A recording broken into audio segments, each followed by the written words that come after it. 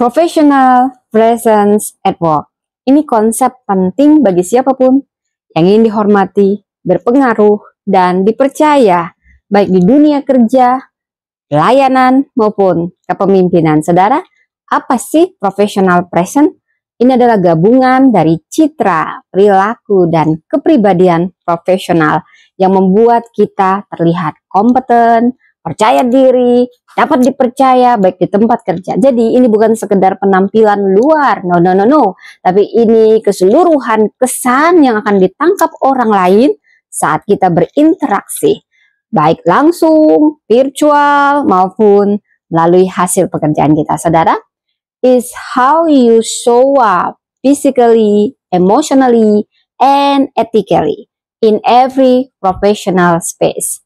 Ada beberapa pilar utama professional presence. Pertama, appearance, penampilan. Citra visual yang pertama kali dilihat orang, ini penting.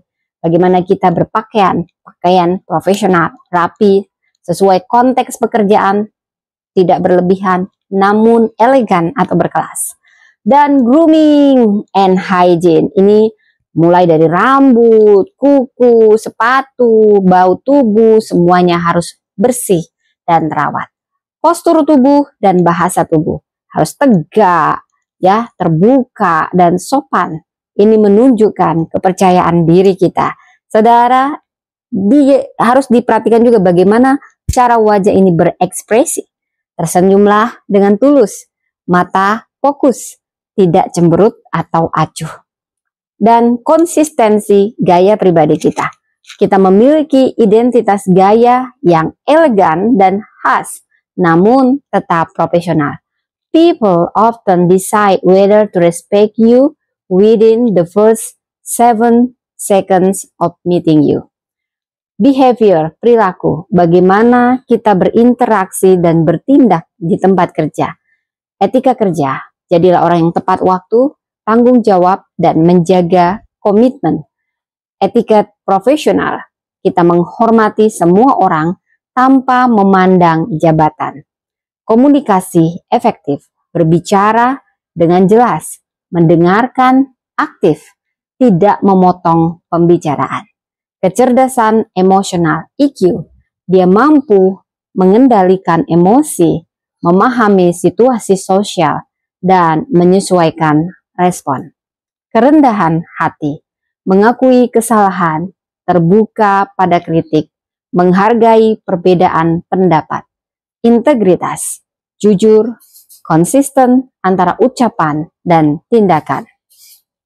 Professionalism is doing the right thing, even when no one is watching. Kompetensi. Ini adalah wujud dari keahlian dan kemampuan kita. Kuasai bidang kita, terus belajar dan memperbaharui pengetahuan. Tampilkan kualitas kerja tinggi, akurat, terstruktur, tuntas. Tunjukkan keandalan. Orang bisa mempercayakan tugas penting kepada kita. Kita perlu membangun kredibilitas. Jadilah go-to person dalam bidang tertentu, saudara. Adaptif terhadap perubahan, tanggap terhadap teknologi, metode baru, dan umpan balik. Skill may get you higher, but presence makes you promoted. Komunikasi atau communication, ini elemen paling terlihat dari presence. Verbal, ini adalah pilihan. Kita harus tahu bagaimana membuat pilihan kata yang sopan, kata yang jelas, tidak bertele-tele. Non-verbal, ini juga cukup penting dalam komunikasi non-verbal. Ini mencakup gestur kita, kontak mata, intonasi, dan ekspresi yang mendukung pesan yang kita sampaikan. Dan virtual presence, ini adalah etika saat rapat online, di mana ini mencakup bagaimana kita menggunakan kamera, mikrofon, background, dan gestur. Dan komunikasi itu juga mencakup tulisan profesional, baik itu lewat email, chat, laporan. Ini harus sopan, harus jelas, bebas dari nada emosional.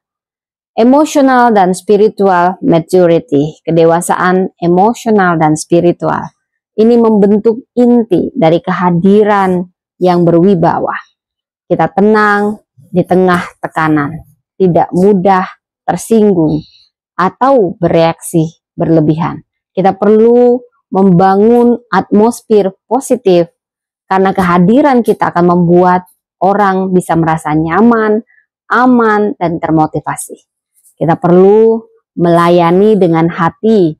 Bagi pemimpin Kristen, ini bagian dari kehadiran Kristus melalui diri kita. Integritas batin tidak hanya terlihat baik, tapi benar-benar menjadi pribadi yang utuh dan jujur. True professional presence is inner peace expressed outwardly with grace. Kemudian ada beberapa elemen non-verbal dari professional presence. Apa saja? Mulai dari postur kita. Bagaimana kita berdiri, harus berdiri tegak, bahunya rileks. Ini akan memberi dampak kita terlihat percaya diri. Kemudian kontak mata. Tatap mata lawan bicara dengan hangat, bukan tajam atau menghakimi, saudara ya. Dan ini akan memberi tanda ketulusan yang murni dan fokus. Kemudian gestur tangan. Saudara, gesturnya harus terkendali, tidak berlebihan. Ini menunjukkan kita punya penguasaan diri. Kemudian nada suara. Ini perlu tenang, jelas, teratur. Saudara, ini akan membangun kepercayaan. Dan ruang pribadi. Kita perlu tahu jaga jarak sopan. Supaya menunjukkan bagaimana kita menghormati kenyamanan orang lain. Ada 4 prinsip emas professional present. First impressions matters. Tapi consistent impression lasts. Be confident, not arrogant. Dress for the role you aspire to, not just the one you have. Your word is your brand.